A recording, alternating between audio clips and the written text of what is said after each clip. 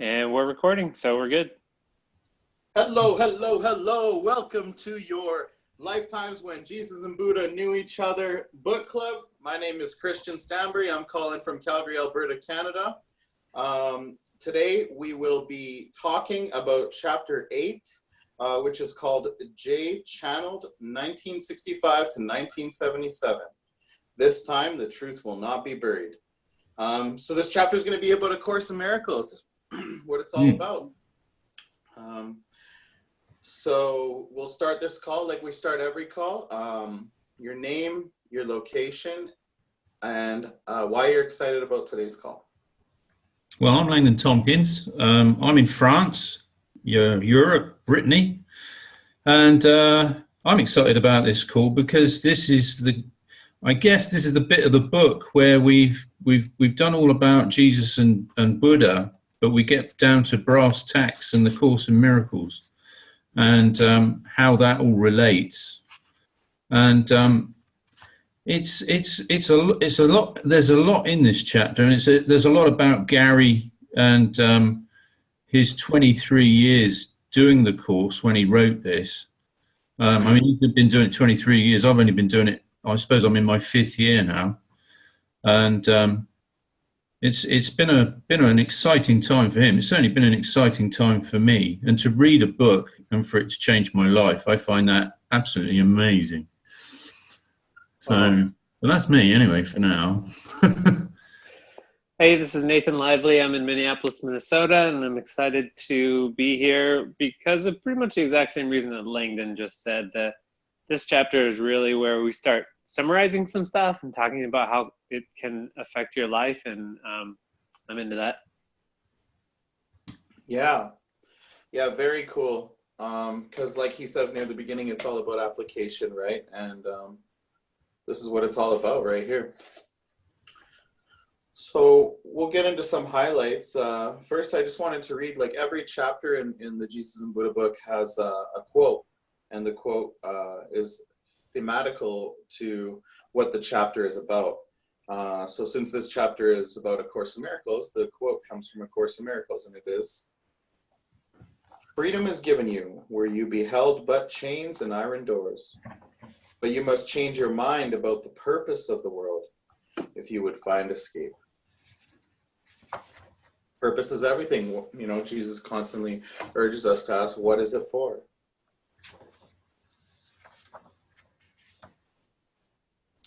So, who wants to go first on their highlights? Shall I go? I've written a lot of stuff down. You just mentioned understanding is not enough, but practice is necessary. I've been listening to a bit of Ken Wapnick this week, quite old stuff that he recorded way back. And he was very much into the idea that there are a lot of people who've read the Course of Miracles think that's all they've got to do. The Course of Miracles does say that it's a fast track to enlightenment, but just reading it doesn't get you to enlightenment. You have actually got to practice what you've learned. It is a course. It's a bit like learning how to be a mechanic or a carpenter. You know, reading a book won't get you a furniture or an engine going. You've got to actually get the tools out and have a go. So that's my experience. Gary mentions benefits as well. That, you know, in his 23 years, he's felt healthier. He's felt lighter, although he's put on weight.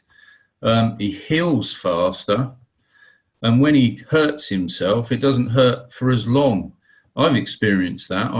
I've managed to heal up quite quickly. I've had 2 Achilles tendons break over the last few years, and I haven't even gone to see a doctor, and they've both healed up fine. I don't limp or anything. They just healed up.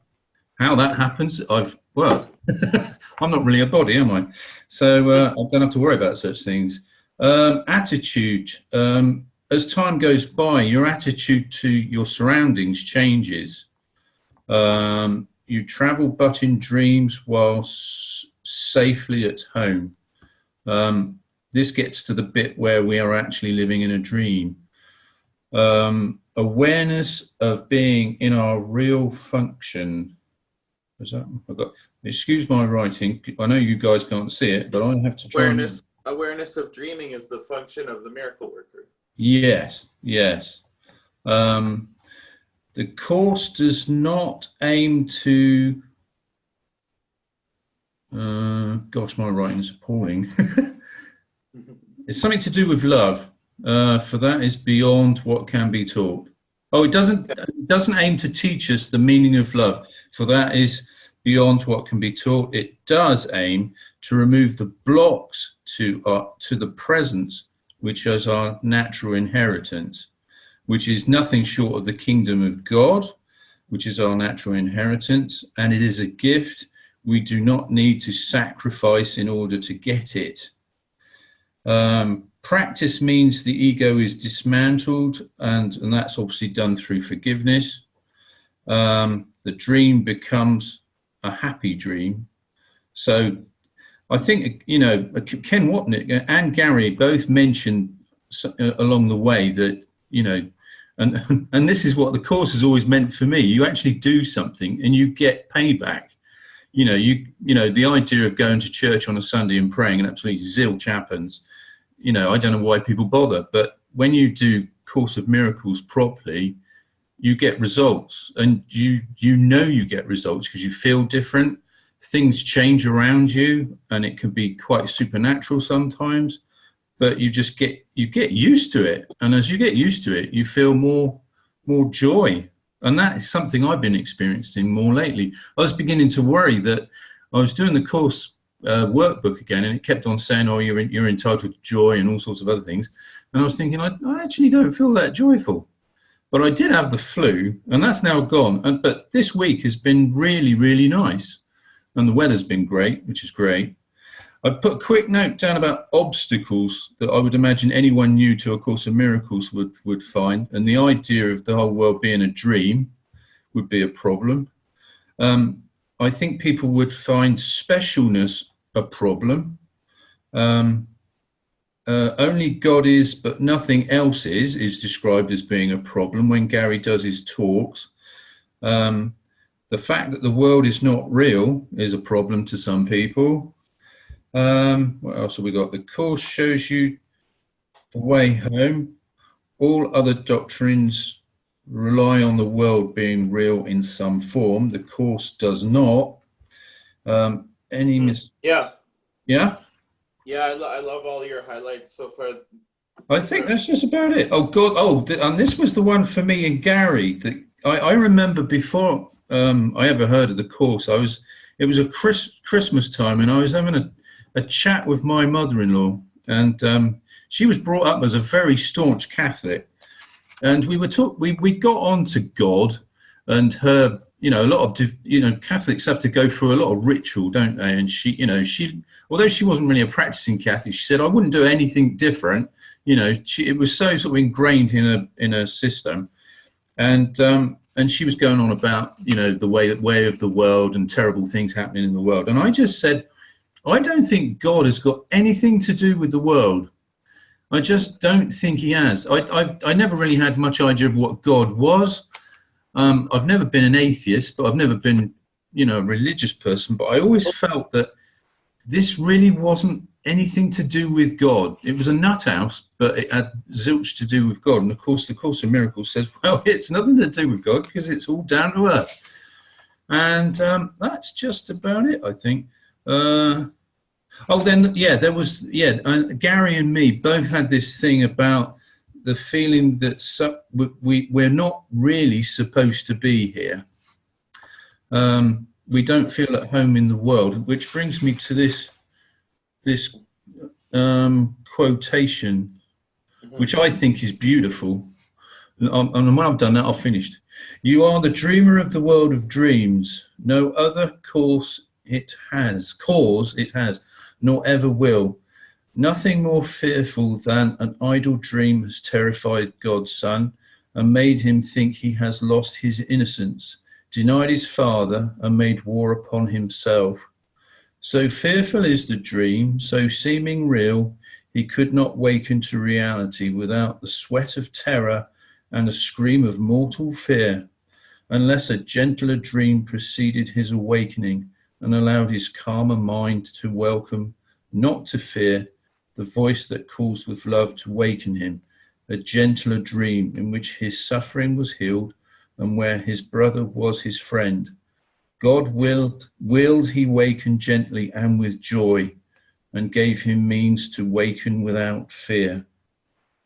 I guess that sounds really beautiful to me, but maybe to a lot of people that would make no sense whatsoever. But to me, it's what it would be like to, go right through the course and practice it for, a number of years and gently wake up. And enlightenment. So yeah, there's a lot in this thing, isn't there? And that's only half the chapter. yeah, there's a lot, and that's definitely Sheila's favorite part in the course, which it's showing. Oh, okay. Actually, I'm thinking of another quote, but it's very close to the. Man, you read that so beautifully. Oh, thank you. It's very close to another quote that's in here, and it's in. It's one of my highlights, and it's like one of Sheila's favorite places in the course too. And I'm just gonna find it. I highlighted it. So yeah, here it is. This is very much related. And someone on Facebook posted like the whole paragraph. So this is just like the first little chunk of the lesson or part of the lesson. Oh, right. A lady on Facebook the other day like posted like a few more paragraphs after this first part. And wow, I think a lot of times there's short pieces of the course quoted, but if you read before and after that major line, there's a lot of juicy stuff there too, right? I think this one's quite good as well. The secret of salvation is but this, that you are doing this unto yourself. No matter what the form of the attack, this still is true. Whoever takes the role of enemy and of attacker, still is this the truth. Whatever seems to be the cause of any pain and suffering you feel, this is still true.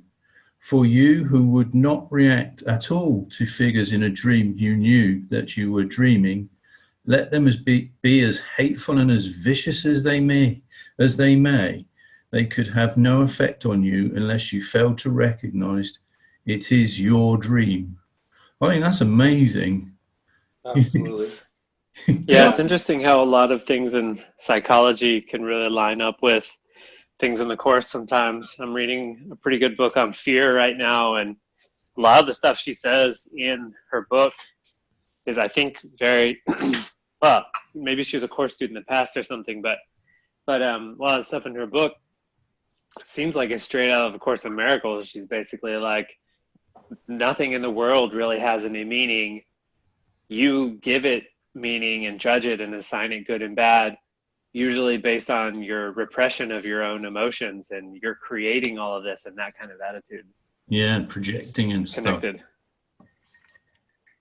I think as you read stuff that other people have done, you do see things. You think, well, they must be in the course, and they probably aren't. It's just this memory that we've got, isn't it? This latent memory, but we don't know. It's sort of unconscious, isn't it? It just tries to come to the surface. I think that's the Holy Spirit's thought system, and I've heard things like, even like channeled from extraterrestrials, that some of the stuff that they say like almost sounds straight directly out of the course too. And that, I think that when in the introduction of the course it says like this is a required course, I think that's what it's referring to, is the universal curriculum of awakening. That the Holy Spirit's thought system. It sounds the same. It's totally uncompromising, isn't it? Mm-hmm. It's unambiguous. You as it says, you either believe it or you don't believe it. There's no halfway measures. You can turn it into something else if you want, like people do. But I think if you, that's another thing as well. Some people do the course in funny ways, and Ken Wapnick says, there's nothing wrong with that. But then if you do it in funny ways, you're not really doing the course anymore, are you? If you sort of start at the back and go to the front, it's a bit cockeyed, isn't it? But people do such things, and they sort of. I saw a young lady on YouTube once. She said, "Oh, I've got the Course in Miracles, and I've gone straight into the workbook." And Ken says, if you do the workbook on its own, it's not really going to get you very far because you haven't read the huge text that goes before it, that is like the curriculum for the workbook. So I suppose if you were partly enlightened from a past lifetime, then maybe the information in the workbook would be subconsciously in you already. But that would be more luck than judgment, wouldn't it, I guess? Yeah, well, like it says in the introduction of the workbook, a theoretical foundation, such as the text provides, is necessary as a framework to make the exercises in this workbook meaningful. And it can be okay actually to read like a book or two of Gary's and then going to the workbook, something like that, a theoretical foundation such as the text. I think that's an excellent idea, yeah. But and that's how a lot of people do it. That's how I went into it originally. And how did you find when you read the Course in Miracles the very first time? For me, it was like pulling teeth. It's much harder to read than Gary. I felt. I went through it very quickly. Yes, it's not as plain language as Gary, but I found it easy the first few times reading it. Oh. But this, I'm finding it's like the other day, like I don't read it as much as I used to. And the other day I did have a lot of trouble getting through 2 pages. It took me a long time. My ego was resisting tremendously. You said you had problems reading some of the pages in this book, the new book here. You felt resistance. I can't remember where it was. I think it was when you and Nathan were on your own on here, and you said you tried to read a particular chapter, and you just, I don't know, it was almost like the book. Yeah.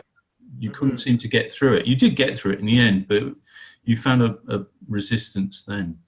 Yeah. So I have long periods of resistance too and stuff like that. But I feel really good today. I woke up, I could hear that I was going to get in trouble for things and I was going to be attacked. But I recognized in my mind, like the one quote that keeps coming up was, forgiveness and arguing are mutually exclusive. Right. Forgiveness and arguing are mutually exclusive. I wasn't going to argue in my mind and build up a case and almost like argue with someone who's not even, there. And, and just started doing the forgiveness thought process. I can choose to start my day angry and mad and defensive or I can be defenselessness where my safety lies. And practice forgiveness, remember who they are, which in turn helps me remember who I am and who we all are. And I like that quote about anger. If you're angry, it's like taking poison and waiting for somebody else to die. Yeah. I don't know where I got that from, but somewhere here. Yeah, and yeah, so it's my choice, and it's a more powerful stance to walk with Jesus and to know that nothing can affect you, and what other people say or do, if they're either giving love or asking for it. So if they're attacking you, they're probably in pain too. Of course they're in pain. Who isn't in pain here? So am I going to perpetuate that pain? Or am I going to teach love? Yeah. That's it. It's kind of a no-brainer, really, isn't it? Yeah. Yeah. But of course, due to our resistance, we choose otherwise quite often. I can understand, a lot more about depression. I've not been a real manic depressive, but I have had, I think most people have had dark times, haven't they? Where, just life bats you a few googlies, and you just think, oh, God, you know, I really don't know what to do. And since I've been doing the course, I can't really remember being depressed. You know, we were talking before we sort of went live about times early on in the course where obviously the ego felt threatened and started making life a bit nasty. But that's kind of quite a long time ago for me now. I'm not saying I don't get caught out, and you can sort of let your guard down sometimes. But generally speaking, I always finish the day by thanking the Spirit for the day. And I have to stop and think, really, was there actually anything today that was really that bad? And I can't really think of a day that was really bad for a long, long time. Like I say, I got fed up with the mud, but that's pretty mundane stuff, isn't it? That's just weather. It's not serious, is it? You know, it's not like disease or, you know, war or anything like that. So that's right. All right. So Nathan, do you want to give us some highlights from chapter 8, buddy? Yeah. All right. All right.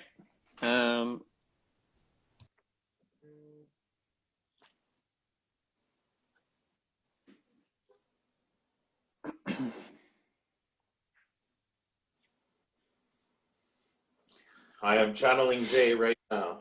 He says, Nathan. So some of my favorite highlights, the world you seem to live is not home to you, and somewhere in your mind, you know this to be true. Mm-hmm. My favorite things were the talks about energy, because I have a lot of issues around energy, and that's probably why I ended up in a job that has occasionally very long hours, and I have just like ended up walking off jobs and stuff like that, and over the years really had to face my problems with energy. So my favorite highlights about that were: you are not tired. You're having a dream that you're tired. What can be tired except for a body? But I'm not a body. So I'm having this dream that I'm a body and that the body is tired. But it doesn't have anything to do with me. My mind can choose to be spirit instead, and I feel better. And then this one is also related. Sorry if I'm getting into the second half already. I wasn't paying real close attention if I was in the first or second half of the chapter. Okay. We've already taught you that pain is not a physical process, it's a mental process. So the pain is actually in their mind. And more deeply, it's a function of guilt, because in their unconscious mind, they think they're guilty over the separation. Of course, they're not really guilty because the separation never occurred. It's just a dream of separation that never really happened. And if they can think right-minded thoughts with the Holy Spirit, remember that, the pain might go away. So I'm thinking about this stuff a lot. Have some work coming up that I've had a lot of fear around. And so reading this stuff is really important to me right now. And those are my highlights. Wow, awesome. Those were all in the first half too, so sweet. Bonus.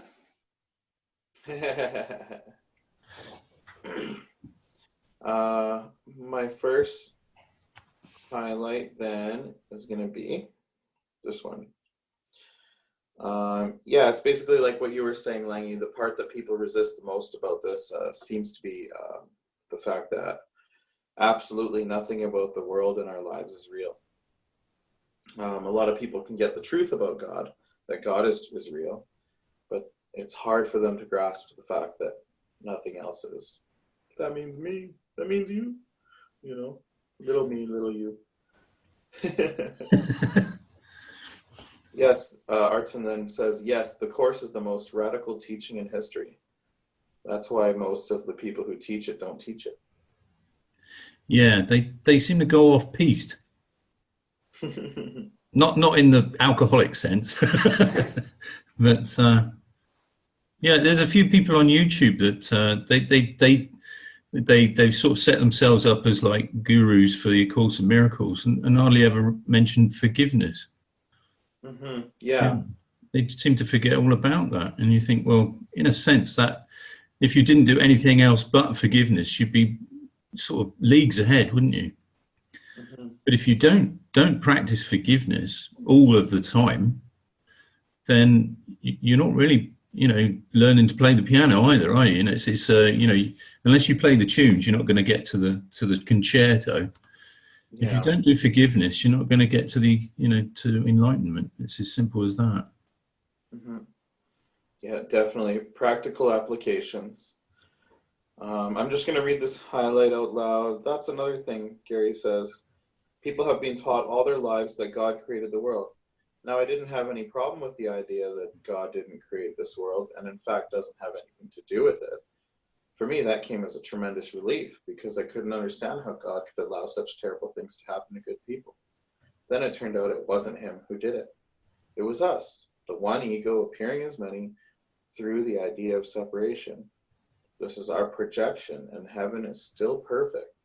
But some people are still married to the idea of this being some beautiful thing created by the divine, even though everything in it decays, falls apart, and dies. And that's if you're lucky enough to survive that long. Even radiation's got a half-life. Mm-hmm. Yeah. And so this is, I'm going to tag along on your highlight there, Nathan. And this is the part, one of Sheila's favorite parts of the course, and mine too. This world you seem to live in is not home to you, and somewhere in your mind you know that this is true. A memory of home keeps haunting you as if there were a place that called you to return, although you do not recognize the voice, nor what it is the voice reminds you of. Yet still you feel an alien here, from somewhere all unknown. Nothing so definite that you could say with certainty you are in exile here. Just a persistent feeling, sometimes not more than a tiny throb. At other times hardly remembered, actively dismissed, but surely to return to mind again. And then, yeah, if any of you get the chance, that's like a lesson in the 180s. But read what it says after that too. Whenever I remember the truth, I feel better, and I can remember the truth in any circumstance, at any time. Plus, the Holy Spirit helps me with these ideas. What if you recognize this world is an hallucination? What if you really understood you made it up? What if you realize that those who seem to walk about in it, to sin and die, attack and murder and destroy themselves are wholly unreal? The secret of salvation is but this. You said that. Yeah. Do you think one of the scariest things for people is the idea that they don't exist either? Absolutely, 100%. Oh, totally. I mean, you spend your whole life working on this personality to succeed in this world. So then all of a sudden you're going to say that, like, A, the rules have changed, and B, all this work you've done. Yeah, it's a bit like what was it all about? But I think when I used to meditate, I used to sort of feel like I was drifting off, and I'd get to this point where I feel fear, and it's a bit like falling out of an airplane or something. You suddenly feel like you're falling into something you really don't want to go to, and but as I've been doing the course now as long as I have, I don't experience that anymore. I suppose that's the getting nearer to the real higher self, I suppose. I'm not really very good at meditating, I don't think. Something that's kind of amusing this week was I've been doing the workbook, sometimes daily, sometimes not, depending on how I feel. And one day before yesterday, Wednesday, I had this one where it said I rest in God. That was all the lesson was for the day. And it said I had to keep doing this for like every hour. So every hour I'd go and sit on my seat. I've got a comfortable chair just out of the sun. And I'd sort of shut my eyes and I just kept going to sleep. It was bizarre. All I wanted to do was just shut my eyes and meditate. And next thing I spent half the day asleep. And yeah, I thought that was quite funny, but it was nice. He I didn't certainly dream tested of anything. God. Yeah, yeah. Another one that I did earlier in the week was he said that I should think of as many people as I could, and sometimes people I didn't like, and just send them a blessing, really. Just, I give to you the gift of the peace and joy of God. And the text that went with it sort of said words to the effect that if you do that, it will do wonderful things for them, and it will do wonderful things in the world, and it will do wonderful things for me. And anyway, I just sort of thought of people, and I just did it all day long, really. And I felt wonderful. I said I've had a wonderful week, really, and yet it's been a sad week because somebody died on Saturday last week, and so I've had that to contend with. And that's been weird too because of my attitude towards death now. Because we had the funeral yesterday, but we had a bit of a wake today. And, of course, the family were sort of talking about John being gone. And there's me thinking, well, he hasn't really gone. He's he didn't really die. He's just, he's in heaven. We're all in heaven. He's just changed his manifestation of the dream to a different state. Of course, none of these people know anything about, well, apart from one lady who I talked to about Course Miracles, but none of these other people had ever heard about it before. So I thought I'd really better not say anything in case it became a bit insensitive. So I just, kept stum, but thought about things and how it was affecting my education in the course. Let's put it that way. But the thing was, it's like, I actually gave the chap that died the Disappearance of the Universe about a year ago to read to his wife.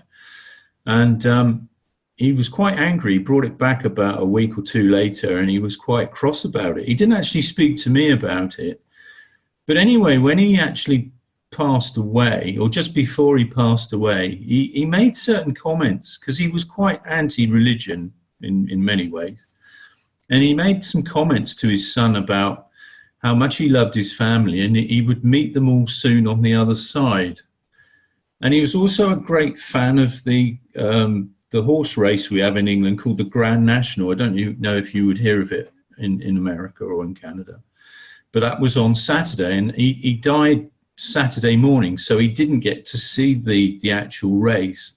But what he actually did do was he gave his son some numbers, which turned out to be the winners of the race. Interesting. Very interesting. His son put the money on the numbers, and he actually won some money. I don't know if he put a lot on and whether he had big winnings, but it was a topic of conversation. Now, I didn't say anything, but to me, it was like he'd actually had some sort of spiritual awakening.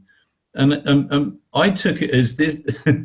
the fact that he said that he would see them in a different place was quite a revelation to me, for one thing. But these numbers, it was almost like I felt maybe something like Arten and Purser had just sort of popped in and say, "Here, can you just do this to give Langy some encouragement that what he did had some sort of effect?" You know what I mean? I might be making something out of this that is completely non-existent at all. Well, it is non-existent. I took it as a sign. Let's put it that way. Yeah. It reminds me of a time when, like, in one of Gary's and Arten and Purser books, they said that the Chicago Cubs would win the Major League Baseball. Oh, yeah. And I could see that the Cubs were having a really good year, like a couple of years ago or something. And I was like, this is probably it. And I did almost put like 400 or 500 US or something on it, but I didn't. But they did win. Yeah. I like the idea that, the Course in Miracles has got a sense of humor. I mean, it says about, the crazy mad idea that, the Son of God, started to dream and forgot how to laugh. And, this idea of these, one of the last things he says is the winning numbers for the Grand National. It just struck me as so bizarre and amusing. It had to be something, because spooky things happen to me quite a lot, and I thought, yeah, that's got to be something else, another little pointer in the right direction. Yeah, that's really interesting, because even though we may think that we're atheists and stuff like that, nobody's really an atheist. No. Okay, so here we go. Let's see. So you see, the true meaning of the Course doesn't have to be accepted right away by the masses. There are people who are ready for it and those who aren't. The important thing is that a full picture of the truth has to be available for people to discover if they're ready for it.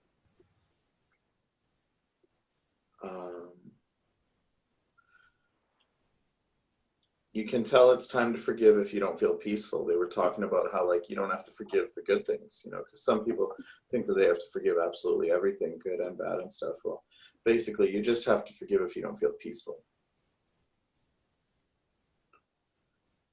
They have a good, in this chapter 8 of Jesus and Buddha book, they have a good little thing for high blood pressure, alternative treatment for high blood pressure. So if someone's interested, check that out. There's 2 highlights here that really apply to my life too. Well, this body is a projection of the world, so nothing really gets done until it's absolutely necessary.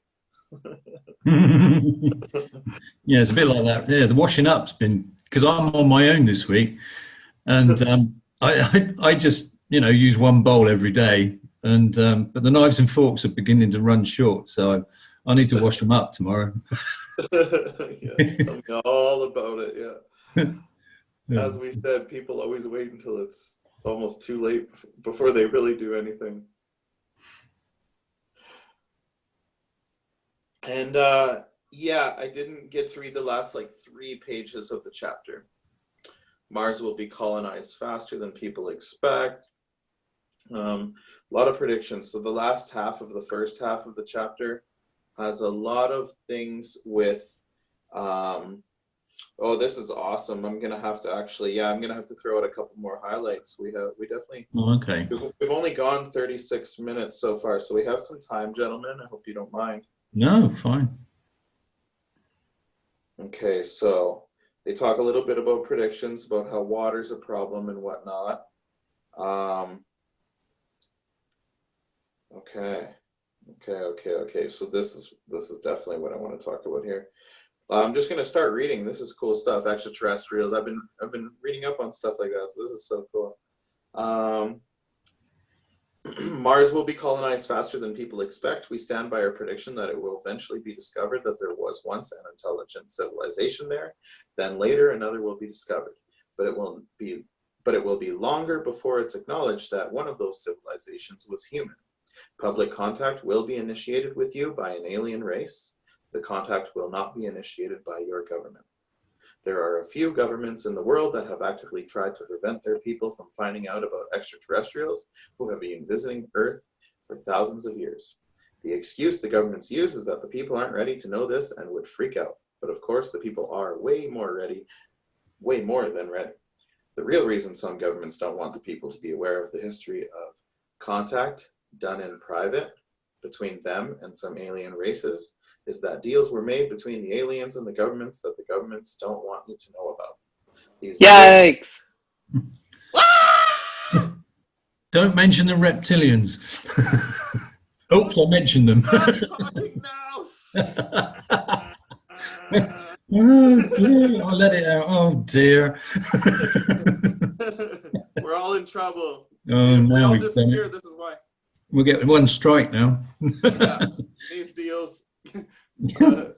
deals gave advanced technology to the governments of U.S. by Nathan, England by Leggy, Yeah, the Queen. Canada. Oh, that's the Queen again.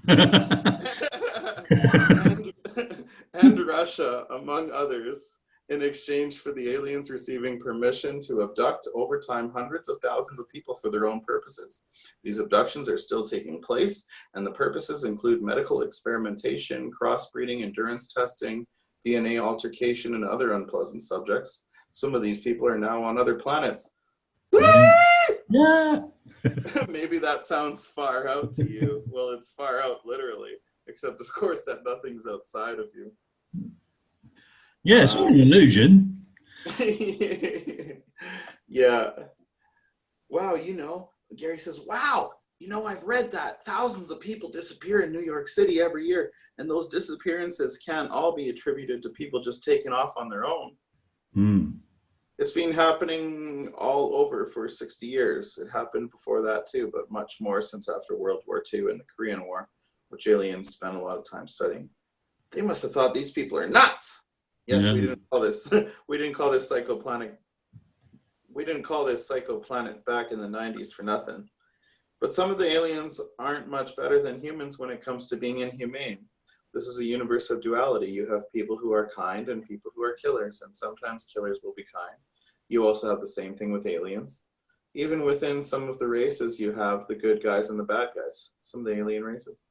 Like the Pleiadians and the more cruel races, like the Greys. They're the ones who do most, but not all of the abductions. Some of this will come out, but not all of it. The century is going to be one wild ride. So yeah, I think that stuff is pretty cool. I have a lot to do. Me too. The news is a big problem for me for forgiveness, because the more I watch it, the more ridiculous it seems to become, and I just get tempted to make comments about it on Facebook, and I don't think I should be doing that. I don't think that's helping. I'm making it real, aren't I? But sometimes I just can't help myself, because I'm quite sort of satirical. For instance, what does that mean? Well, I sort of poke fun. It's like Prince Charles apparently has been made. The Queen has decided that he's going to be the head of the Commonwealth. Well, he's in his 60s. He'd be retired if he was working in England, right? And basically, he's never really had a job, because the Queen's she's just going on forever, sort of thing. So I put a thing on there where. The son is now, after a lifetime of being a receiver of benefits, has got to start work on Monday, so we'd better be there for 8 o'clock, which isn't really very nice, is it? The guy's never done a day's work in his life, really, and he's worth millions and millions. And he's going to get a job. Why would you give a 70-year-old a job when there's people that want jobs who need jobs? You know what I mean? And yeah. He gives a monkeys whether he's king of England or not. I certainly. Well, I think they were saying in the last chapter that even Nadav liked to kind of be satirical or poke fun at things sometimes too. You can do it. Well, actually, what brings me to there's a lot of. I find with men especially that it's kind of cool in the workplace a lot of times to poke fun at each other, right? And especially when you're younger, right, in high school and stuff. And so people make fun of each other all the time, calling it fun. But is it really fun? Is it really nice? Well, it can be hurtful, can't it? Sometimes it can be taken to extremes, can't it? It certainly can, and basically, and I used to mention this a lot to my dad too, because him and his coworkers used to always, poke fun at each other, and it's like, no, it's just a joke, and then one day eventually he's like, you know what, Chris, it did kind of hurt one day, and I'm like, that's what I'm talking about, that it's not always so nice, even though it might look like it, Yeah. But you can also do it. But I just don't think excessive. I'll still do it a little bit here and there, but not excessively. What annoys me is the Queen. I think it was last year. She announced that Buckingham Palace needed rewiring. I'm an electrician by trade, so that's a massive job. I think it was going to cost £90 million to rewire Buckingham Palace, right? And she's worth a foot. I mean, she's got Buckingham Palace, she's got Sandringham, she's got Windsor Castle, you know, Balmoral, all these huge castles and palaces all over the country.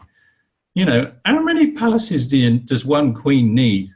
And then, you know, England's always never got any money. You know, it's, oh, well, we can't afford this, we can't afford that.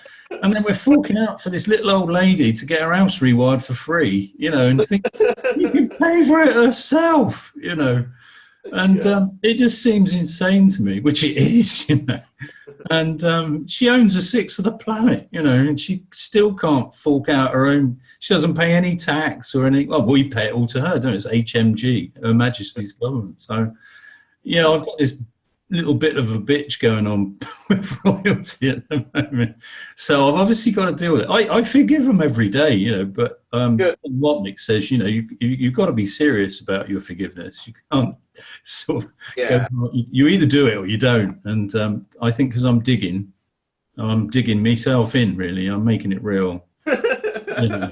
Yeah. Well, I'm quite enjoying making it real, you know what I mean? I don't know. Yeah. No, that's fine. I can see you're watching yourself do that, you know, and that's what you have to do. It's not necessarily change the behavior. No. Well, I suppose the fact that I'm aware that, you know. Forgiveness is still and quietly does nothing. It merely looks and waits and judges not. So that brings us to our Forgiveness in the Field segment of the call. This is our last segment. We'll do like 2.5, 3 minutes each. So we'll do 3 minutes. And who wants to go first? Forgiveness in the Field. Yeah, I'll go first, guys, because I might have to leave early. I'm not sure yet. But I think the most important thing that I wanted to share was, well, I don't know. There's no order of level of forgivenesses, just like there's no order of level of miracles. So, but the one that comes to mind is that last night I kind of got into a fight with my wife, and I didn't have the awareness in the moment to forgive because I just didn't, and it was really intense. But about 10 minutes later, when I was finally away from it, my mind was still racing, like building a case against my wife, but I was remembering to forgive. And so it was funny. It was almost like there was so much in the printer queue to come out that I couldn't stop it. So I was kind of just patiently waiting, like watching my mind, like, okay, any second now it's going to be done. And then I finally like, oh, okay. And then I was able to do the forgiveness, and I felt better, and I was able to go to sleep. And then the next day I apologized and we made up, and it was okay. But I was also reading I was reading the Gary book today, and he's talking about how the hardest thing is to remember. And so I was patting myself on the back a little bit, just realizing like, hey, I remembered, you know, eventually. So that's my forgiveness in the field. Oh, nice work, dude. Vigilance, you know, perseverance. Yeah. I know Arnon Purser used to say to Gary in the early days, you know, as long as you remember to forgive, you know, you might forget to do it in the spur of the moment, but you could do it next day if you wanted to. As long as, like you say, as you remember, and you do it, then you catch up. The sooner the better. Yeah. My forgiveness in the field is basically just when I woke up earlier today, I could hear that my parents, my mom got home from work. I could hear, I was sleeping still. I could hear them talking about just kind of like how I'm wrong, you know, and like I was saying, I was building up a case in my mind a little bit defensive, but I didn't let it go for long. I stopped it. I was like, no, I'm wrong. Yeah, like Gary would say, no. I stopped myself, you know, and I had those thoughts, like I was saying earlier, you know, like, why would I want to do that? I want to have a nice day. I want to show them that I love them and that I appreciate them. And you know, like, I want to like just be loving, and I want to be happy, and I want to be peaceful.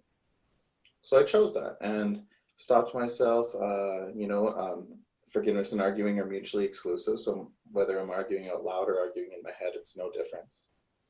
And so I won't go there. And actually, surprisingly, I thought I was going to get a hailstorm, but at first the hail did start coming in when I left my room and started waking up. But I still didn't let it. I was vigilant. I persevered. I was like, no, I'm not going to go there. You are whole, innocent. You're not really there. If I believe you're guilty or the cause of my problems, and if I made you up, the imagined fear and guilt must be in me. But since the separation from God never really happened, I forgive all of us for what hasn't even happened. And now there's only innocence, and I join with the Holy Spirit and peace.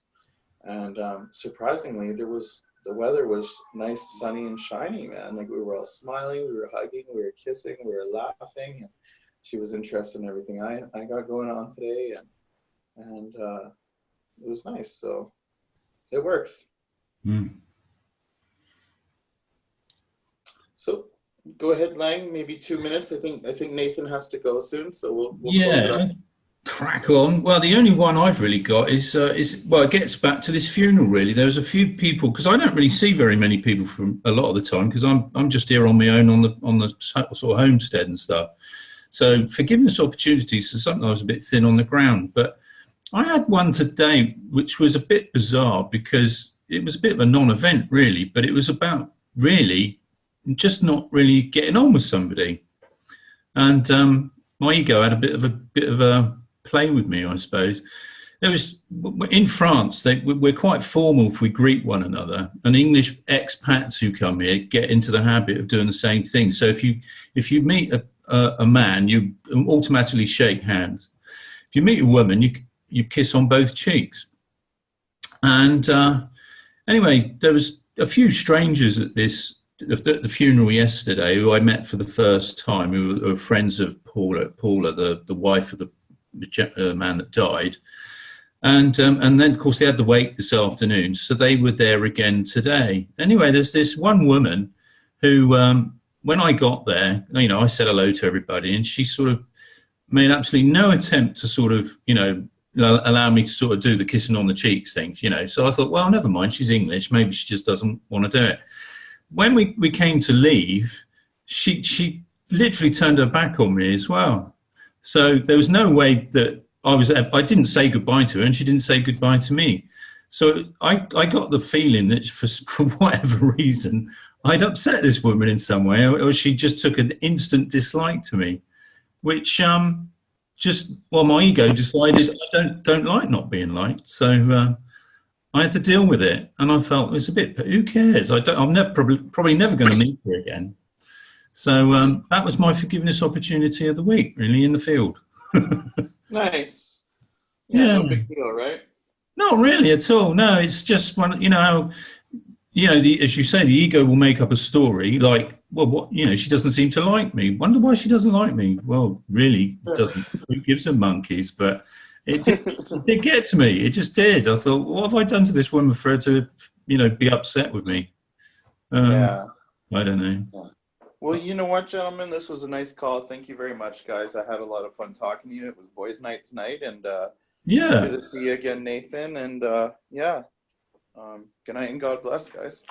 Yeah. Thanks, guys. See you next week. See you next week. God bless. God bless.